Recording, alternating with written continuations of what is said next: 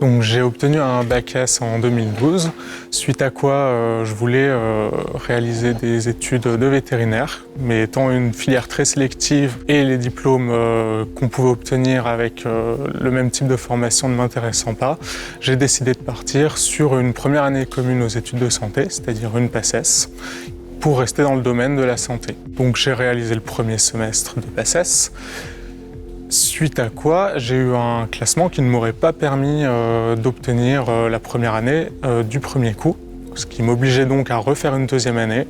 C'est des études qui sont très fatigantes, donc j'ai préféré me réorienter suite au premier semestre.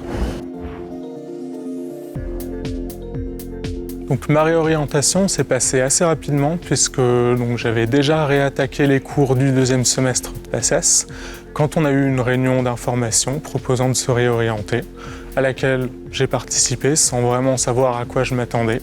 Et on a eu une intervention du responsable des licences sciences-technologies, du DLST, où on proposait justement de continuer de dévier directement sur une première année de licence de chimie-biologie. Par ailleurs, ça me permettait de ne pas perdre mon année d'études, puisque je me suis réorienté en janvier sur une licence de chimie-biologie que j'ai obtenue en juillet 2013, sans avoir perdu une année de médecine.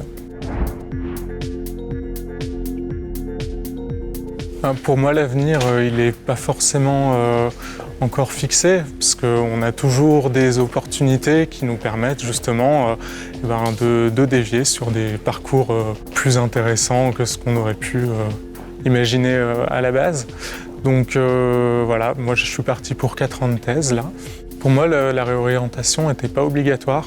Donc j'ai pris la décision par moi-même, je me suis lancé. Des fois, c'est ce qu'il faut faire. Ce que je pourrais conseiller aux nouveaux étudiants qui se posent des questions, c'est dans un premier temps de suivre leur vocation, s'ils en ont une.